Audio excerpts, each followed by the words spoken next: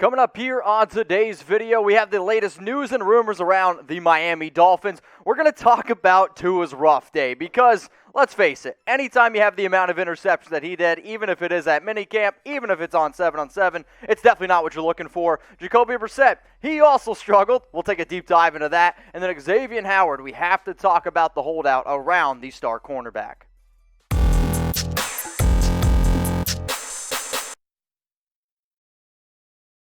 Tua, well, to put it simple, he had a very rough day on Tuesday at minicamp, throwing, yes, I'm going to say it twice, five interceptions. Now, the drills were 7-on-7, and he admitted that now, well, it's the time to make mistakes. The biggest issue, and the reason why there's a lot of people out there at least getting kind of worried, especially Dolphins fans, is because you're the number 5 overall pick in 2020. You had an up-and-down year at times last season, and let's be real, Ryan Fitzpatrick was a better quarterback when he was on the field, and he moved the football a lot better than what Tua did.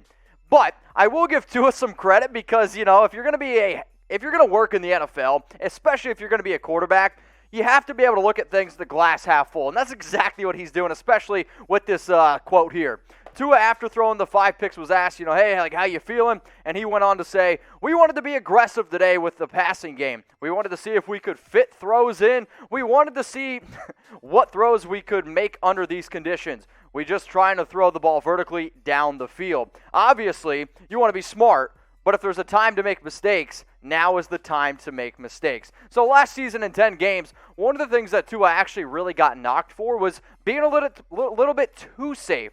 Not wanting to throw the football down the field. And you can point the finger at Chan Gailey, who was the OC last season, no longer this year. But the offense was definitely a lot more different, whether it was Tua in the football game or whether it was Ryan Fitzpatrick. And if everything that he is saying is true, that, hey, man, we wanted to stretch the ball down the field. We were trying to air it out a little bit. I wanted to see how I was getting things going with some of these new players. Like, to me, I'm like, okay, that does make a little bit more sense. However, if you see something with 5 interceptions, there's no doubt that there's going to be a lot of people with their eyes open wondering, oh man, is this actually going to be the quarterback of our franchise? Is this going to be the future of this football team here? So what I want you guys to do now is give me your panic meter. How worried are you about Tua? The fact that all offseason we hear, oh, he's picking up the playbook. Oh, he looks really good. All his teammates are saying the right things about him. And then it's time to go in 7-on-7, and then it's time to actually put up or shut up, and he throws 5 interceptions. So how worried are you about Tua from a scale from 1 to 10? 1 being, you're not worried at all, Mitch, pump the brakes, it's all good. 10 being, dude, I'm freaking out, we got to get rid of him.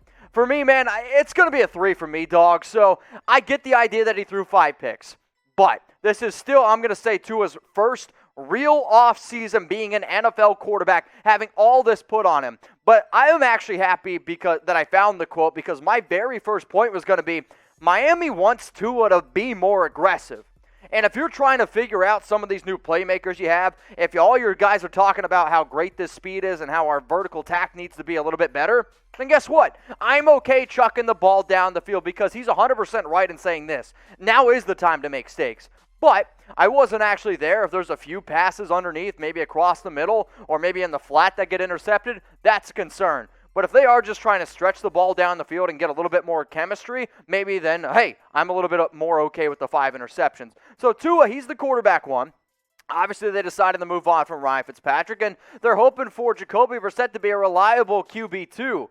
But not only did Tua struggle, we also know that Jacoby Brissett struggled on Tuesday as well, throwing 2 interceptions, also during the 7-on-7 drills. Now remember, he was signed this offseason to simply be a backup. He's not going to come in like Ryan Fitzpatrick did, and if he does come in, I'm going to say it right now, shame on Miami, because they need to be able to figure out whether or not Tua is the man going forward. But he doesn't have any longer Ryan Fitzpatrick to put his arm around anymore, because he ended up signing to, let's be honest, the Washington football team.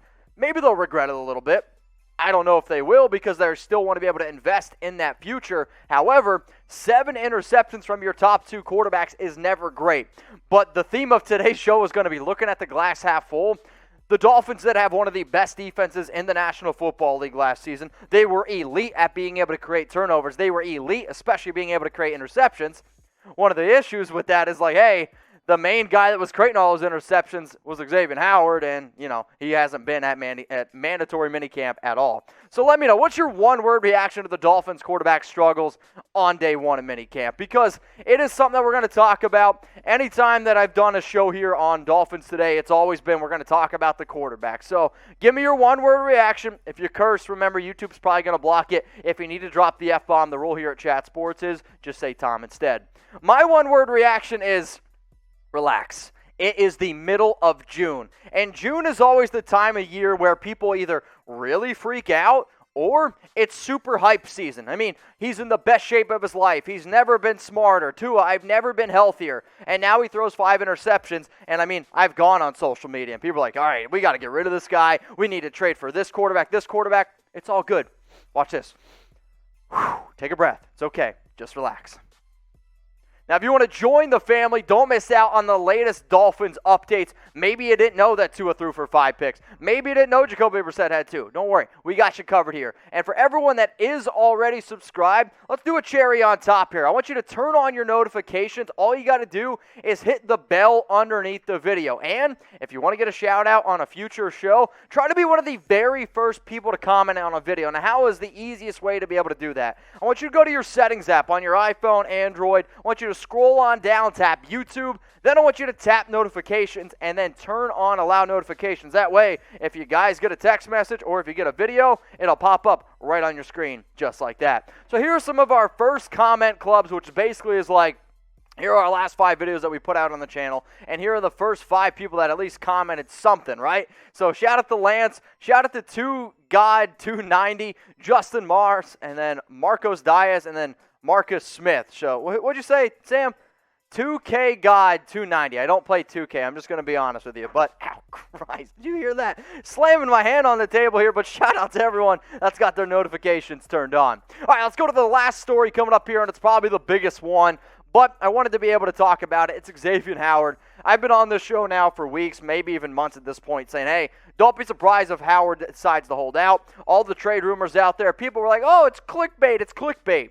Now we can all see that everything that we've been talking about on this channel has been true. And there is a legitimate chance that Howard could get traded if the Dolphins don't want to give him a brand new contract. So let's just face it. He didn't show up to mandatory minicamp. The holdout is starting. And now the fact that he is looking for a new contract just a year after he signed a big-time long extension, it is a little bit frustrating. I am going to show you guys some quotes on some interesting things that I found, but before I do, I got to tell you about this awesome app called Newsbreak. If you have been watching the show, you've heard about this bad boy before. This is a free app that literally can help out anybody out there. How do you go ahead and download this free app? You got to go to chatsports.com/DolphinsNB. I'm going to say it again because I want you to remember it. Chatsports.com/DolphinsNB. If you can't remember it still, it's going to be in the comments and it will also be in the description. What's going to happen when you go to that link? You need to get out your iPhone, get out your Android. It's going to take you to the App Store. You download the free app. That way, if you guys want to stay up to date on news and weather in your city, you can do that. If you want exclusive content from us, it's also on there. So once the app is downloaded, go to the search bar, follow Dolphins Today. That way you guys don't miss a thing. All right, let's look at some of these quotes here from Brian Flores on Xavien Howard. It's pretty clear this is a contract situation, which we've talked about internally. We've had discussions, and we'll continue to have those discussions. Here's a pretty interesting quote from a Dolphins insider, Cameron Wolfe, and there's not too many people out there that I think make good Dolphins content, but Cameron's definitely one of those dudes. So this is what he had to say. Brian Flores says Xavien Howard is a very unique situation in terms of a player asking for a contract renegotiation, essentially after 1 year on a new portion of deal. Says it's never been done before, though he's not drawing the line in the sand on a new deal. So here's Howard's cap hit over the next 4 seasons, and he would technically be a free agent in 2025.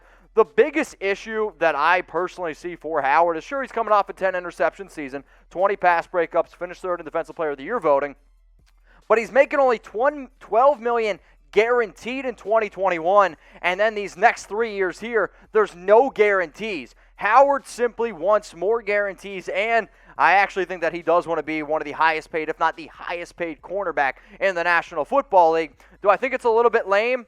Yes, I do, considering the fact that he just got a brand new deal, and I don't really like players doing that kind of stuff, but he is coming off an absolutely sensational season, and I don't really blame him. The other issue is this. The dude hasn't been able to stay healthy. So should Miami offer Howard a brand new deal? Maybe give him some new guarantees. You still keep the years around, but maybe you bump the number up to $20 million. You guys let me know. I want you to type Y for yes, or I want you to type N for no.